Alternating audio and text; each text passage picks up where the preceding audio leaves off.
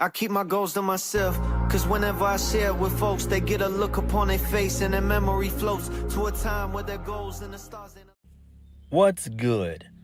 Brock Lesnar is back.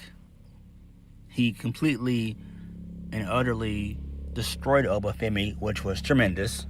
So we're getting Brock and Oba 2 at Clash in Italy, which is great. And we're also getting Tribal Combat, Jacob Fatu and Roman Reigns. So those were the two biggest main takeaways from this show. And both segments were worthwhile and they were well received. So I like that. So good stuff there.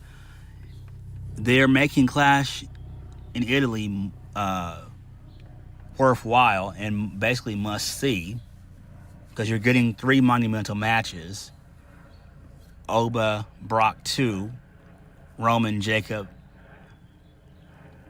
Tribal Combat, Cody, Gunther. I would imagine Roman is going to close the show. Oba and Brock are going to open the show more than likely. They'll probably go about a good 12 minutes. And then you do Cody, Gunther, co-main. And I think if they do it like that, you'll probably end up having Cody retaining the title. And I think that makes the most sense, because it makes no sense to have a title change right before the main event. That would be dumb. That would be totally dumb. Unless they're going to do Cody, Gunther in the opener. But I don't see that at all. I don't see Brock Lesnar doing co-main. Brock is like Roman. You either put me on first or you put me in the main event. But I'm not doing co-main. Which I don't blame him either. I don't. So, pretty good stuff. So, we are going to get into Monday Night Raw from May the 18th, 2026. A very good show because of what went down with Brock Lesnar showing up and Roman and Jacob Fatu. So, these were the main two focal points of this week's show. So, we're going to go over the Roman Reigns stuff first, and then from there we'll go into Brock Lesnar, and then from there we'll get into the remainder of the show. Moving on, we kicked the show off with Roman Reigns. So Roman hands his title belt to a worker. And then Adam Pearce shows up. Adam Pearce tells Roman that if he had just listened to him last week, none of this would have happened, because Jacob Fatu would have been fired. Adam Pearce said that as a result, they're going to do things his way, and he reiterated that he needed to be fired. Roman said he's going to call his ass out right now. Pause. Adam Pearce said that Jacob Fatu needs to be fired tonight. So Jacob Fatu showed up. He told Roman to get his punk ass out here because he wants to fight, and the crowd loved this. So the Usos, they showed up, and they had some words with Jacob. He said that Jacob was supposed to acknowledge Roman at Backlash when he lost, but he didn't. It's like you chose the hardest path to follow.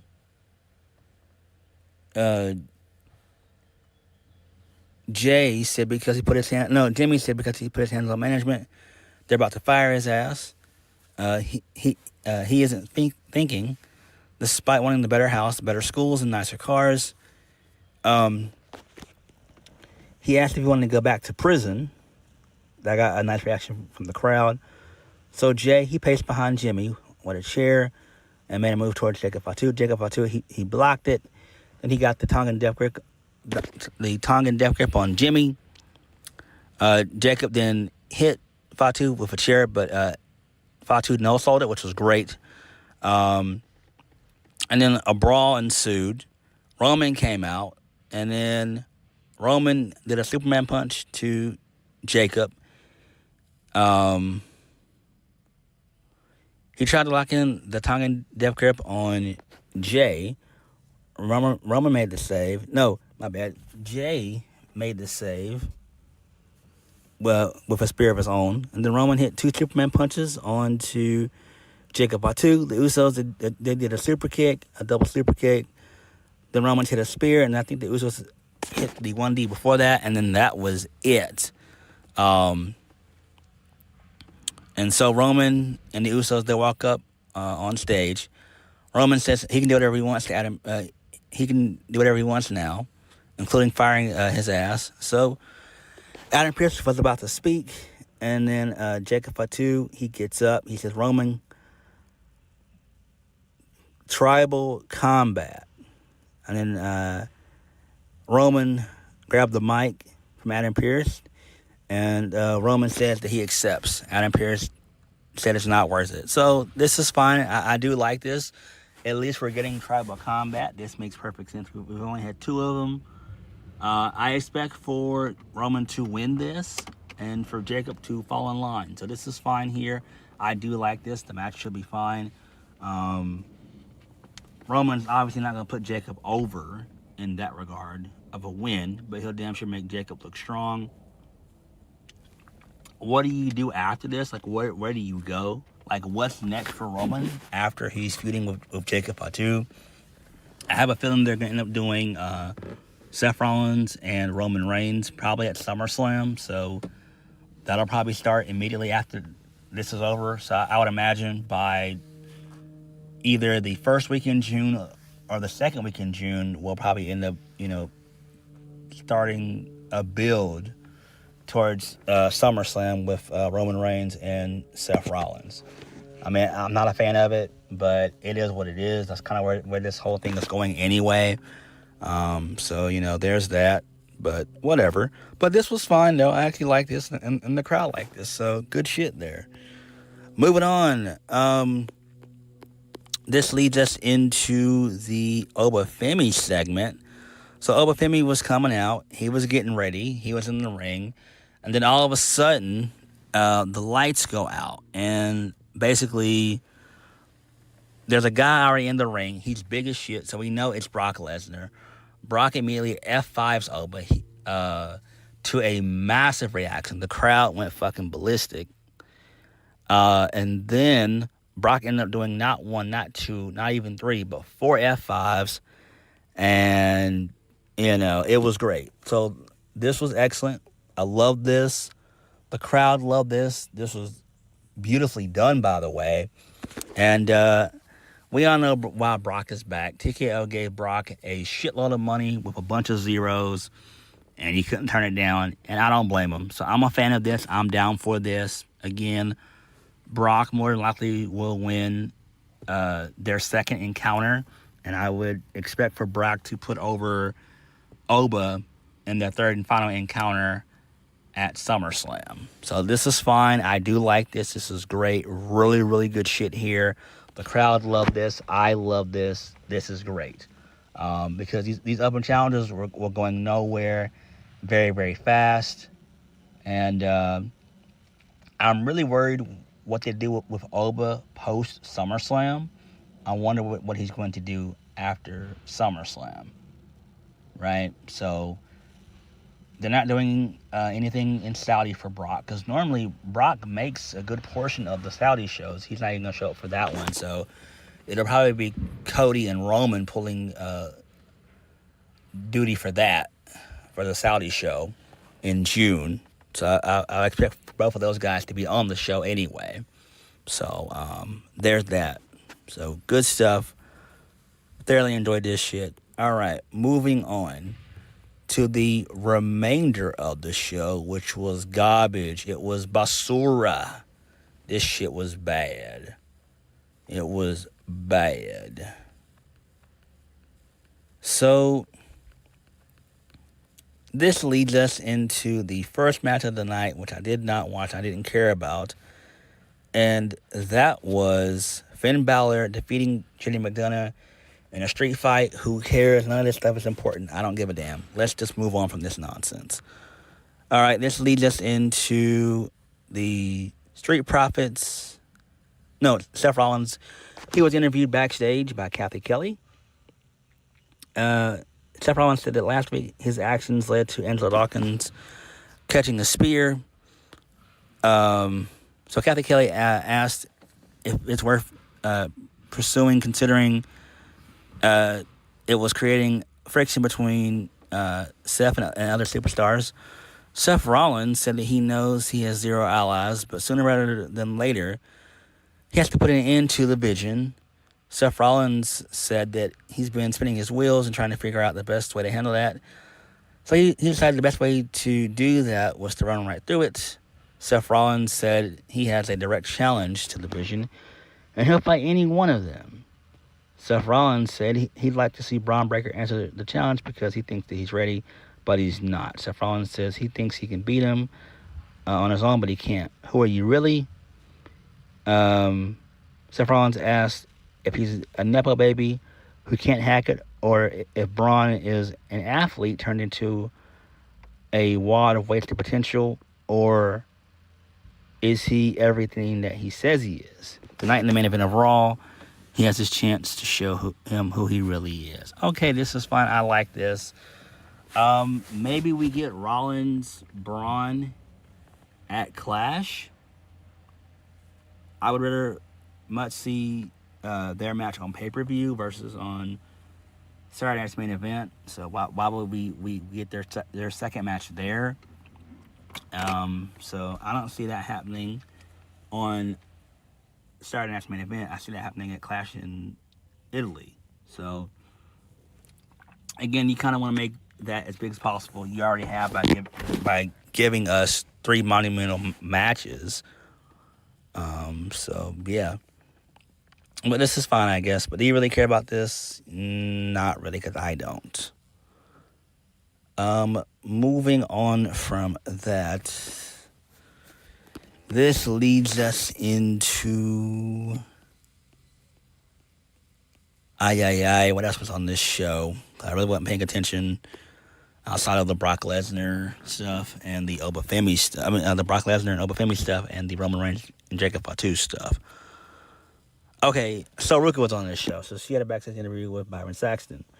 So Ruka said that she's been stoked to have the opportunity to wrestle the best. And she hasn't won yet. But she's been doing this for 4 years. So Becky Lynch interrupted her and said that she hasn't faced the best since she hasn't faced her. Becky said that Sol Ruka has bitten off more than she can chew. And she told her to go back to NXT. Sol Ruka said, you make a good point for once. And she ends up leaving. Becky says her generation gives up so easily. So Sol Ruka, her music played. Then she made her way to the ring. She called out Becky Lynch. So Sol says that she knows Becky thinks she doesn't belong here, but she's worked too hard to go back to NXT. She said that she's made a life of proving people wrong. She told Becky to face her right here, right now. Becky says, okay, no. She said she'd love nothing more than to perform for the people of Greensboro, because Lord knows you need some excitement in your life. Becky said she didn't just take pride in herself on being the best female wrestler. It's not her saying it. So Ruka says, there she goes again. So Becky said she's going to have to start over. She said that she prides herself on being a locker room leader and a role model for the youth. Becky said so many people have stepped up to her prematurely, and the fall from grace is astounding. So she began to list out Lyra Valkyria, calling her Looney Valkyria, mediocre Maxine, and absolute joke AJ Lee. So I like that. Pretty good burns to all 3. Becky said she told Sol Ruka she should consider whether she truly feels ready. If she does, she'll face her at Saturday night's main event. She said she's not just a star maker; she's a star breaker. So Sol Ruka says that she'll not just snatch Becky's soul again. But she'll snatch the title from her. Becky says no one's ever said anything about the title being on the line. Becky says that she has to prove herself more. And so that was it. So I do like this. This is pretty decent here. So us getting Becky and Ruka at Saturday Night's Main Event, that's fine. But I was thinking we would be better off getting them at Clash in Paris. I mean, my bad, Clash in Italy, right? I think that makes more sense, right? That's a pretty big international show, but you already got a lot on the plate already. You got Oba and Brock, 2, Roman, Jacob, Tribal Combat, and Gunther Cody for the WWE Undisputed Championship. So you got a bunch of stuff there. You got a lot to choose from. You got a smorgasbord of things to choose from. So I like that. So this is fine, I guess. Moving on from that, this leads us into the Vision. They were chatting backstage about the Street Profits. Braun Breaker walked up to Paul Heyman, and made fun of Seth Rollins' nasally delivery tone, and then told him to make a match for the night against Seth Rollins. Excuse me. Paul Heyman said that it's a great idea, but it's gonna be Seth versus Austin Theory tonight. Austin Theory said he'd love it, and Braun Breaker, he'll make him proud. Braun smiled. Then he asked Paul Heyman, "What are you doing?" He can beat him. Paul Heyman knows that Seth's hands are going to be so full tonight, so maybe you want to run this play. And then Braun gets happy. Okay, that's fine. Whatever. Moving on. Not Los Americanos, but El Grande Americano, aka Chad Gable, and Bruto and Julio, they defeated El Grande Americano, Kaiser, and Bravo and Rabo. Okay, match was pretty fun. The crowd was into it. It was a 6-man tag. So it is what it is. This is fine. Can't wait for this to end in AAA, which is great. So that's going to be great there. The American crowd just doesn't care about this, and I share their exact sentiment. I share that exact sentiment because it makes no sense. Why in the hell are you doing this shit here? All this stuff should play out on AAA, right? All of it should be playing out there, which it needs to. None of this stuff needs to happen in the U.S. I mean, we've been knew that it's Kaiser and Pete Dunne and Tyler Bate, and on the other side, American Made, Julius and Brutus Creed, and Chad Gable. So, yeah, but this is fine, I guess. I don't give a damn. Moving on. This leads us into the Usos. They're backstage with Kathy Kelly talking about the nature of tribal combat. Jay said that he's been in the match before. LA Knight shows up. Jimmy says it's not a good time. LA Knight asks if they're going to attack him. Then he lectured them on their recent behavior. He said, if you do dirt, you get dirt. And then Jimmy emphasized, no, not now. And then the Usos, they turned and they left. Okay, this is fine. Thankfully, LA Knight is back. There were rumors that LA Knight might get let go, but I doubt it. It's just because we haven't seen him on television in well over a month, but thankfully he showed up here. So again, where is all this going? I don't fucking know. Moving on, we get a really good interview by Ethan Page and Michael Cole. So Ethan Page handled Michael Cole a card of suggestions to help him capture his excellence.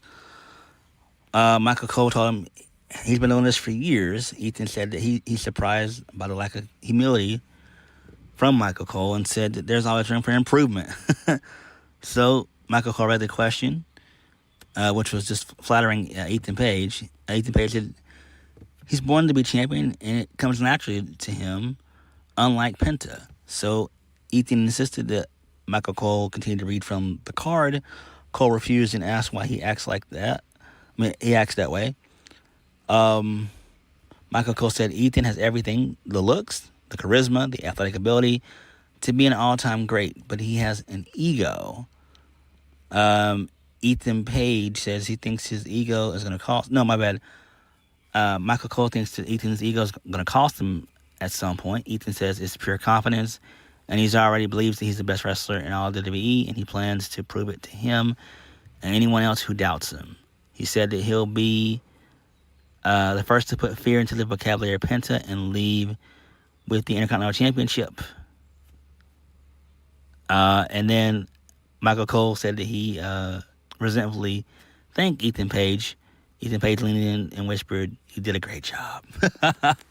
Hilarious stuff there. I like that. Good stuff there. So it's going to be Penta and Ethan Page for the IC title at Saturday Night's main event. So that should be pretty fun there. So, okay, good shit there. Moving on. Paige and Brie Bella, they defeated Roxanne Perez and Raquel Rodriguez. Who cares? I don't care about this shit at all. Liv Morgan ended up attacking Brie and Paige post-match, and then Lyra Valkyrie and Bayley, they made the save. So, whatever. I don't care about this at all. Who gives a damn? So, moving on. This leads us into LA Knight. He was talking to Seth Rollins backstage. He said that he made Seth Rollins... he said that Seth Rollins made the vision, and he knows what's going... he knows going out there what's going to happen. LA Knight said that he might win, but he might get stumped out. LA Knight said that he's kind of glad to see him get stumped out, and it's admirable of him.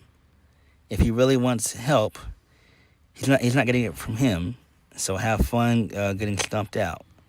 And then LA Knight says, yeah, and then Seth, just listened to what he had to say, and that was it. He took a deep breath. Okay, whatever. Don't care about this. We already went over the Oval stuff and Brock Lesnar stuff, so that's good there. This leads us into the Street Profits. Angelo Dawkins said the division are tough, but they'll be ready. Montez Ford says they have a vision of talking as in challengers and walking out as champions. He says they want the smoke. So Montez Ford noticed that Angelo Dawkins wasn't focused on their catchphrase, and he said if he wanted to waste his time, be his guest, but don't expect for him to get involved. So then they left. So Seth Rollins showed up. Angelo Dawkins says they don't have to be friends or even trust each other. Seth Rollins cut him off and said that he knows he has no friends or allies and no one trusts him. He thanked him for understanding what he's for what he was doing last week. He said he needs to focus right now. Okay, whatever. Main event of the evening, Seth Rollins was defeated by... Seth Rollins wins. So he wins. He wins via pedigree for the 1, 2, 3. That was kind of it. So whatever. Who cares? Logan Paul showed up. He attacked Seth Rollins. The rest of the division, they showed up as well. So there was a brawl that broke out. Then Braun Breaker showed up. He ended up spearing Montez Ford. And then the Vision, they beat up Seth Rollins and the Street Profits, and then that was it. Okay, that's fine. Who gives a damn, really? It is what it is. Monday Night Raw was pretty good, especially with the Brock and Oba stuff, as well as Roman and Jacob Fatu. So we got a bunch of stuff answered there. I don't care what they're doing with the Vision and Seth Rollins and the Street Profits. I don't care about that shit at all. The tag team champions for the women are just there. Same thing for the men. It's just there. Who cares? It's not important. Who gives a fuck? Yeah. Everything else on the show is so-so, if we're being honest. But Brock and Oba and Roman and Jacob, they kind of saved this show, if we're being honest. So, yeah. And you know what's weird is that Javon Evans is from Greensboro, and Javon Evans wasn't on this show. This was weird as fuck to me. Javon Evans is from Greensboro, and he's not on this show. Triple H, what the fuck are you doing, bro? What in the fuck are you doing? Javon Evans didn't even get a video package on this show. Not even a match. He didn't get to even cut a promo. Not even backstage or in front of the hometown crowd. I don't get it. Trick Williams got to be on SmackDown last week in front of the Columbia, South Carolina crowd, right? And he got to be on the show and everything else, but Javon Evans doesn't. I don't know, man. Weird as fuck to me, but whatever. But all in all, Monday Night Raw was pretty okay. because of Brock and Oba and Roman and Jacob Fatu. But what did you guys think? Let me know. Like, comment, subscribe. Peace.